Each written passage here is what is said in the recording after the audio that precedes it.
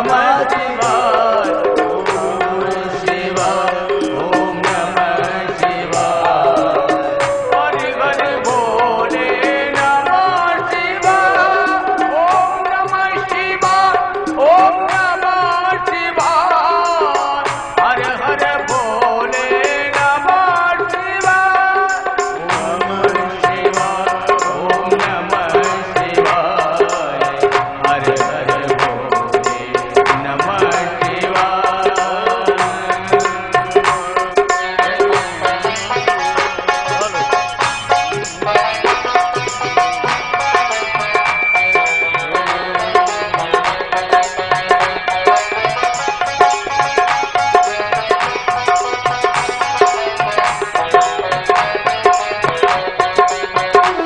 ओम नमः शिवाय, ओम नमः शिवाय, हर हर बोले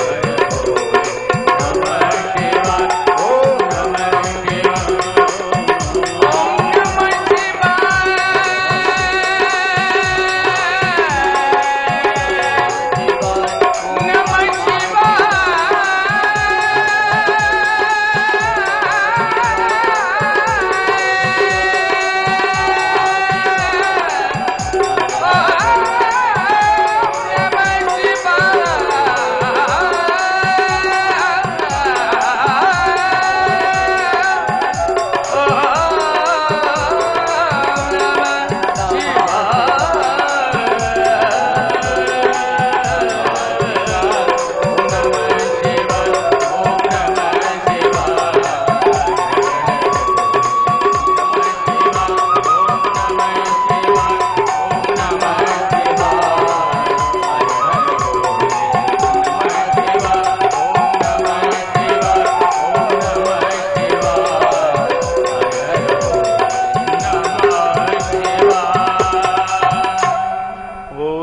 निकुंज बिहारी सरकार की श्री हनुमंतलाल महाराज की जय शंकर भगवान की जय जय जय श्री राधे जय जय श्री राधे जय जय श्री राधे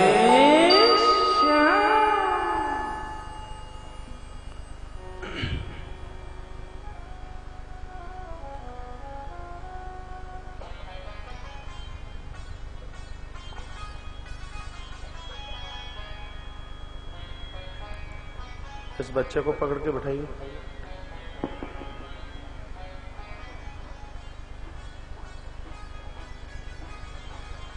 आज जिस धरती का सौंदर्य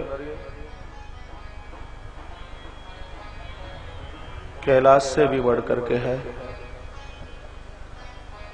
ऐसी माटी आगरा की मातो यमुना के पावन तट पर बसी हुई नगरी आगरा का इतिहास है।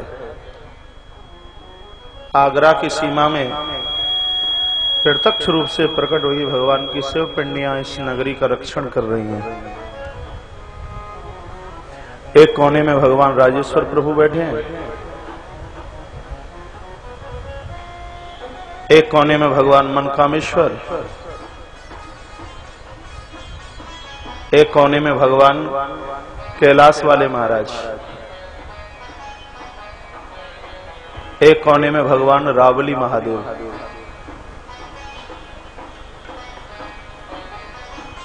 एक कौन से रह गए? पृथ्वीनाथ, पृथ्वीनाथ भगवान बनखंडेश्वर।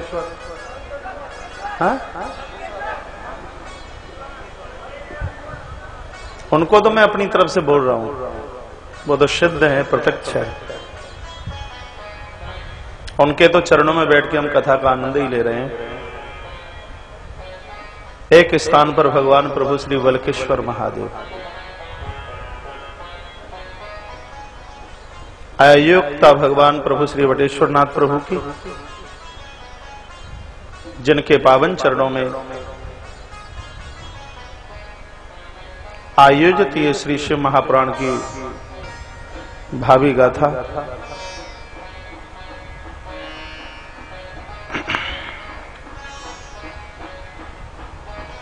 आयोजन के परम संयोजक लाला श्री घासीराम जी अग्रवाल, माता श्रीमती कृपा देवी अग्रवाल, भैया कृष्ण कुमार अग्रवाल, भैया विष्णु कुमार अग्रवाल, कृष्णा जनरल स्टोर एवं काका जनरल स्टोर। आज इस कथा के मुख्य रूप में पूरी पूजा जिनके द्वारा हुई है,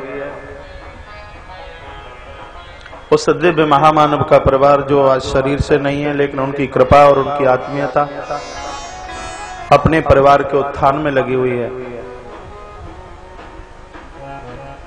पंचोली जी बोल रहे थे, कौन है यहाँ जो इनका रेडी नहीं है। सबके साथ में उन्होंने करना सीखा। परमार्थ की प्रतिमूर्ति स्वर्गीय श्री सुनील कुमार जी अग्रवाल और उनकी धर्मपत्नी माता श्रीमती सुनीता देवी अग्रवाल,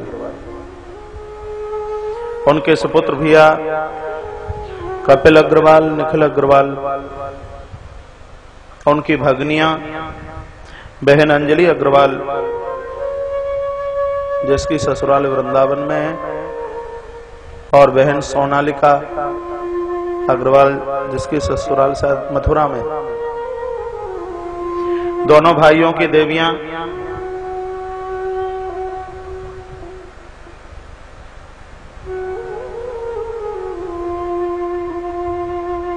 आरती अग्रवाल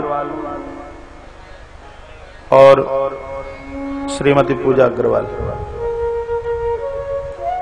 उनके बच्चे राघव, कार्तिक, माधव, निकुंज, अनंत, राधिका, सोनाक्षी, संपूर्ण परिवार। कथा की दिव्य व्यवस्था ही नहीं, इस आयोजन का एक परम स्तंभ के रूप में ये तीनों परिवार जुड़े हुए हैं बहुत जोरदारी से। हर व्यवस्था में आगे हैं। आयोजन का तो सिर्फ ये बैनर लगा हुआ है, विश्व जागरण मानव सेवा संघ चैरिटेबल ट्रस्ट। आयोजन के मुख्य आयोजक तो यही लोग हैं।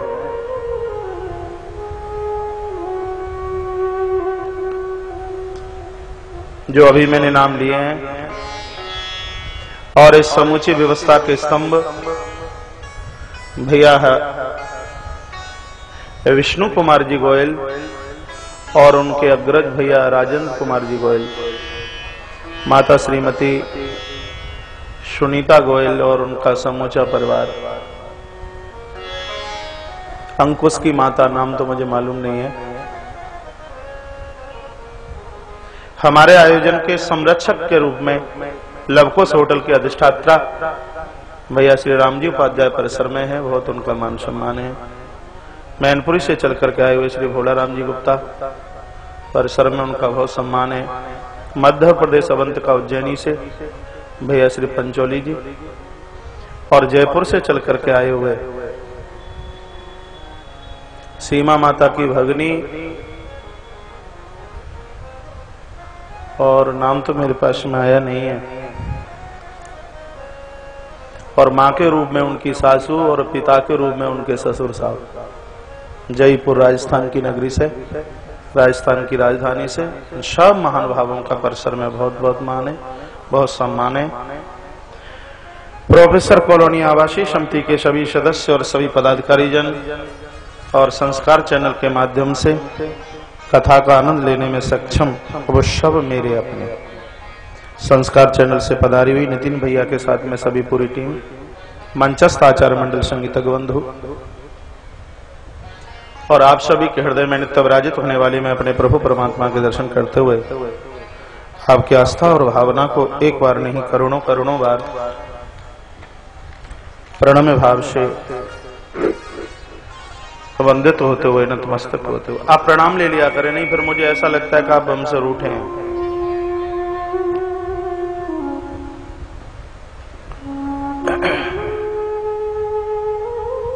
बड़ा अच्छा लग रहा है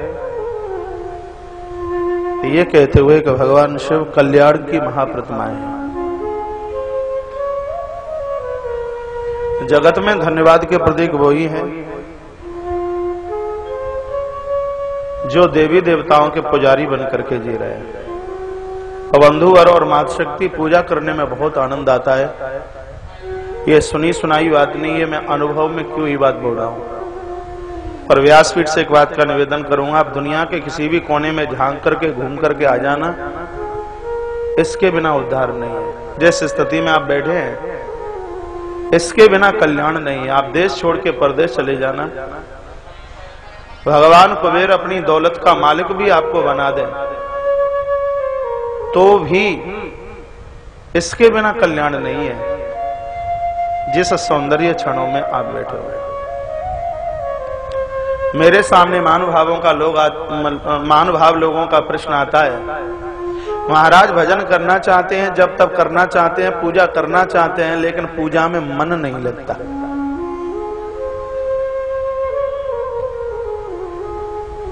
कथा सुनने में मन नहीं लगता, भजन करने में मन नहीं लगता।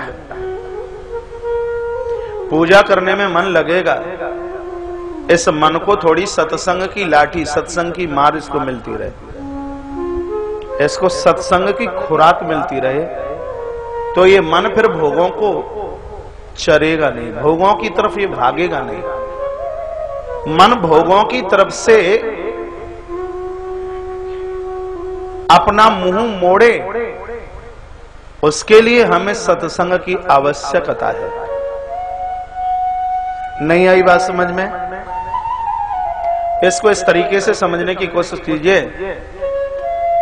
किसी राजा ने ये अनाउंस करवाया कि मेरे पास में एक ऐसा बकरा है जो इस बकरे को पेट भर के घास खिला दे, और यदि बकरा द्वारा घास ना खाए तो उसको मैं मुंह मांगी इनाम दूंगा। बड़े बड़े चरवाहे आए,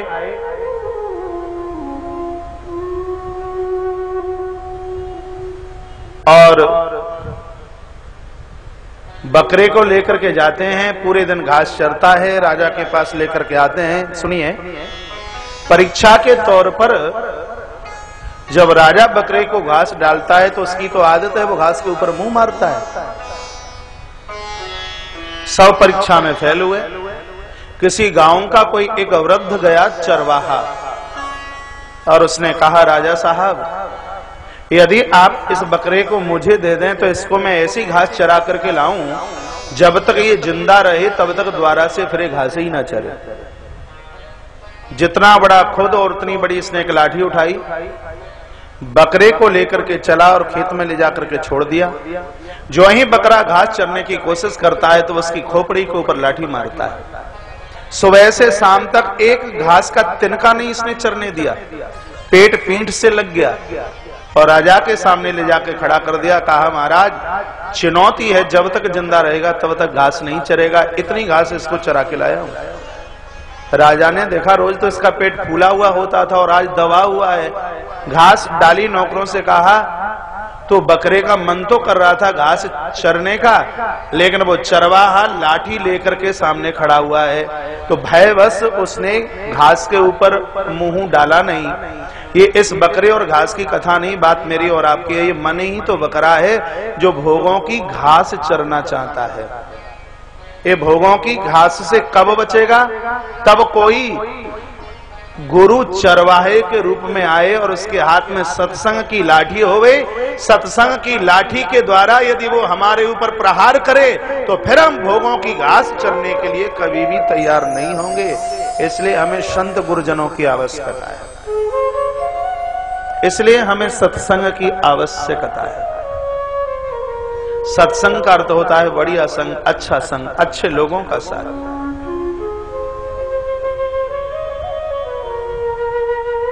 क्या शेर आ गया? हाँ?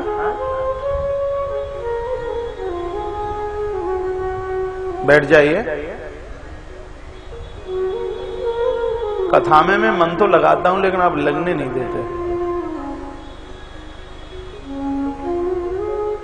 कथा की स्थिति तो यह है कि सांप काटे तो पता ना लगे, इतनी एकाग्रचित्तता हो गई कथा। कोई बात नहीं, अचक से डालिए। बोली बांके बिहारी लाल की जय, शंकर भगवान की जय। जय जय श्री राम, जय जय श्री जय जय राधे श्याम। आइए कल संध्याकालीन बेला में व्यासपीठ के माध्यम से आप भगवान गणपति के प्राकट्य महोत्सव की कथा सुन रहे थे। भाग्यशाली हैं हम, गणेश जी के बारे में कुछ बोलने की कोशिश करें। एक आधा घंटा लूंगा गणेश जी के ऊपर। बटेश्वर में 11 दिन की गणेश पुराण की कथा हुई थी, आज से 3-4 साल पहले। इतना आनंद आया, वर्णन नहीं कर सकते। ऐसा लगता था कि सही में यदि कोई कथा है तो भगवान गणपति बप्पा, भगवान श्री गणेश जी की कथा है, क्योंकि गणेश जी अनादि और अनंत है। इसलिए पता लगता है कि अनादि और अनंत है, क्योंकि जगदम्बा पार्वती और भगवान शंकर का जिस समय मंडपम के नीचे विवाह हो रहा था, तब भगवान गणपति का पूजन किया इन दोनों ने। अचंबा सा लगता है क्या? पिताजी का विवाह हो रहा है और पुत्र की पूजा हो रही है। इस बात से पता लगता है कि भगवान गजानंद प्रभु गणपति अनादि है, अनंत है, विघ्न हरता है, विघ्नों को दूर करते हैं। दुनिया का ऐसा कोई कार्य नहीं है जो इनके आरंभ के बिना पूरा हो सके। भगवान प्रभु श्री गजानंद भगवान गणपति बहुत बड़े विघ्न हरता हैं। यदि ये रूठ गए तो ये बहुत बड़े विघ्न करता भी है। गणेश पुराण में कथा आती है, सिम्हा पुराण में तो है नहीं। मैं यहाँ परोसे देता हूँ आपके बीच में। बात उस समय की है जिस समय भगवान श्री कृष्ण की बारात जा रही थी कुंदनपुर। भागवत में तो हरण हुआ है, लेकिन गणेश पुराण के अंतर्गत भगवान श्री कृष्ण की बारात गई, बाराती है। तो बड़े बड़े देव चल करके आए हैं और द्वारका में बैठे हैं। वेदाता ब्रह्मा आए, देवश्री नारद आए, भृगु आए, वशिष्ठ च्यवन गौतम, मेधातिथि व्यास, ये सब इस महाबारात में चल के आए। और उस बारात में जाने को भगवान गणपति भी पहुंचे। सो देवराज इंद्र ब्रह्मा आपस में विचार करने लगे कि गणपति का पेट इतना निकला हुआ है, आंखें गड़ी हुई हैं, सूंड लंबी है और दांत एक है, बड़े कुरूप से लगते हैं। यदि इनको संग में ले जाया गया तो लड्डू पूड़ी कचौड़ी हमें भी खाने को न मिले। कुछ उपाय कीजिए कि बारात में गणपति को न ले जाया जाए। ब्रह्मा को कहा आप बोल दीजिए। ब्रह्मा ने कहा कि कब दाढ़ी से लटक लेगा पता नहीं है, इसलिए मैं तो जाने वाला नहीं हूं। इंद्र को कहा मैं भी नहीं जा सकता, मुझे भय लगता है, क्योंकि जब गणपति का जन्म हुआ था तब इनके पिता शंकर भी सामने न रुक पाए, टिक पाए, और युद्ध करने के लिए हम भी गए, हमें भी युद्ध छोड़ करके भागना पड़ा। तो सब मिलकर के चलते हैं। सब देवता गए गणपति के पास और क्या कहा जाके? ब्रह्मा बोले हैं हे गजानंद आपकी जय हो, आप तो आप ही है। जिस स्थान पर आप हैं तो वहां सब कुछ है, और जिस स्थान पर आप नहीं है तो वहां कुछ भी नहीं है। भगवान कृष्ण की बारात जाने वाली है और उस बारात में आपका होना बहुत ज्यादा जरूरी है। आपके बिना तो बाराती फीकी है। काय की बारात, काय का दूल्हा, काय की दुल्हन, आपका होना ज्यादा जरूरी है। लेकिन करें तो करें क्या? द्वारका को चारों तरफ से निशाचरों ने, दैत्यों ने, डांकों ने घेर रखा है। अब उनसे रक्षा के लिए, नगरी की रक्षा के लिए करोड़ों की संख्या में फौज चाहिए, लेकिन जो कार्य करोड़ नहीं कर सकते और उस कार्य को अकेले गणपति कर दें। यदि आप यहां रहते हैं तो किसी भी प्रकार का भय नहीं है द्वारका को, द्वारका सुरक्षित है। लेकिन हम ये भी तो नहीं कह सकते कि आप यहां रुक जाइए, क्योंकि आपका बारात में भी जाना बहुत ज्यादा जरूरी है। कर दिया अपना काम ब्रह्मा ने। सो गणपति बोले देवताओं कोई बात नहीं है, हमारा तो लोग भोग लगाते ही रहते हैं, आप ठीक ठाक से कृष्ण की बारात में जाइए और द्वारका को मेरे ऊपर छोड़ जाइए और मैं द्वारका की सुरक्षा करूंगा। तो सबको बड़ी गुदगुदी हुई, सबको बड़ी खुशी हुई। कृष्ण की बारात चली, 1 किलोमीटर आगे निकली, सो नारद ऋषि वापस आ गए, क्योंकि इनको माचिस की तीली लगाने की आदत है। जब तक धक्का मुक्की न होवे तब तक बाबा को चैन ही नहीं पड़ता। बारात चली उधर और इधर से नारद वापस आ गए और गणपति को कहा जय हो शिवानंद जय हो, और कैसे क्या हाल है, कैसे हो? तो ठीक है, द्वारका की रक्षा में लगे हैं। कृष्ण की बारात गई है। नारद ने कहा सुनिए, ये देवताओं की चतुराई तुम नहीं जानते। देवताओं को अपनी सुंदरता का इतना बड़ा अहंकार, इतना बड़ा अभिमान, और ये बोलते हैं कि गणेश कुरूप है इसलिए इनको बारात में लेके नहीं जाना, इसलिए जानबूझ करके तुमको छोड़ करके गए हैं। सो मुंह लटक गया गणेश जी का और कहा ऐसी ऐसी बात है तो अभी इनको लड्डू पूरी मैं खिलाता हूं। सो आवाज लगाई अपनी फोर्स के लिए, पूरी बटालियन, करोड़ों करोड़ों चूहे चल करके आए। सो गणेश जी के चरणों में प्रणाम किया, कहा सरकार बोलिए बोलिए बोलिए। कहा जहां से कृष्ण की बारात जा रही है पूरी धरती को पोला कर दीजिए नीचे से खोद के। सो गणपति की बटालियन चली है और रास्ता को बिल्कुल खोखला कर दिया। अब जिसके हाथी घोड़े जाए वही धड़ाम से अंदर, जिसके जाए वही अंदर, जिसके हाथी घोड़े अंदर जाए वो सब कंठ कंठ तक नीचे गड्ढे में चले। ब्रह्मा ने कहा ये लीला किसने रची है? नारद वहां भी पहुंच गए, कहा ये मोटी तोंद वाले की करामात है। गणेश के बिना लड्डू खाना चाहते हो तो ये तुम्हारे लिए, मैं बोल रहा हूं, तो ये तुम्हारे लिए बिल्कुल भी संभव नहीं है। इनको भूल समझ में आई है और वहीं से आह्वान किया, हे गजानंद भगवान, हम आपकी करामात को समझ नहीं पाए, हमें कैसे भी आप माफ कर दीजिए। और भगवान गणपति अब भोले के पुत्र हैं, बड़े सीधे हैं। फिर अपनी बटालियन को कहा कि जहां मिट्टी खोद करके तुमने बेसमेंट तैयार किया वहां पर अब छत डाल दीजिए बढ़िया तरह से। फिर चूहे गए हैं और स्थान बराबर का किया है। फिर सब देवता आए, भगवान गणपति का आह्वान किया, गणेश जी के चरणों में वंदन प्रणाम किया है और गणेश जी तब बारात में गए हैं और तब भगवान श्री कृष्ण का विवाह है वो संपन्न हुआ है। बोलिए शंकर भगवान की जय जय श्री राधे, जय जय श्री राधे, जय जय श्री राधे श्याम। हमारे मध्य में दैवीय प्रतिभा, वात्सल्य का स्वरूप, शब्दों का संगीत,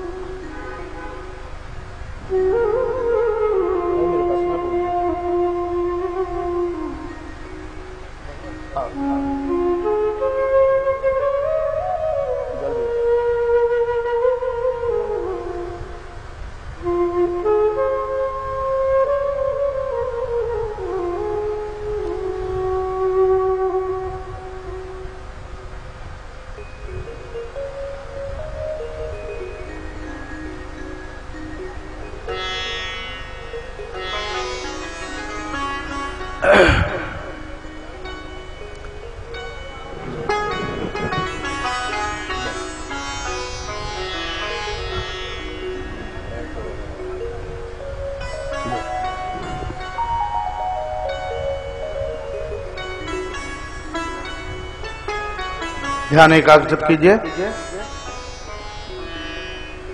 माता मदालसा जैसा ज्ञान, मां सुमित्रा जैसा समर्पण,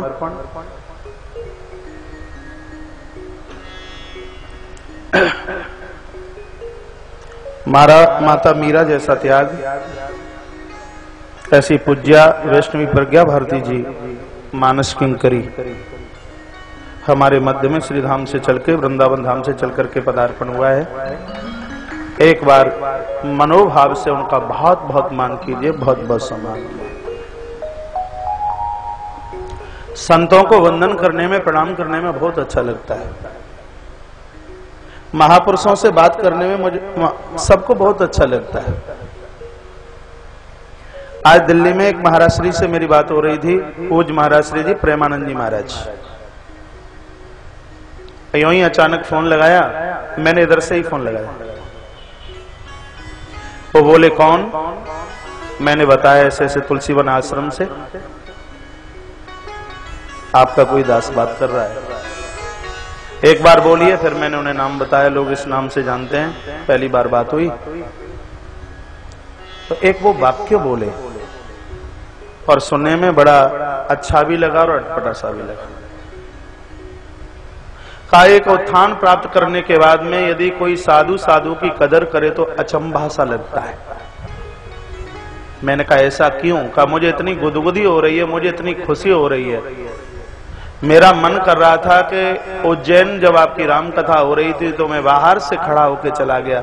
मेरी हिम्मत नहीं पड़ी कि मेरी पहले कोई जानकारी तो है नहीं, किसी ने आने को कहा भी कि नहीं कहा, क्योंकि इस स्थान पर बैठ करके लोग अपनी असलियत को समाप्त कर देते हैं, उसको खो देते हैं। साधु साधु का सम्मान करे, ये तो भगवान की ही कृपा है, उनका ये वाक्य था।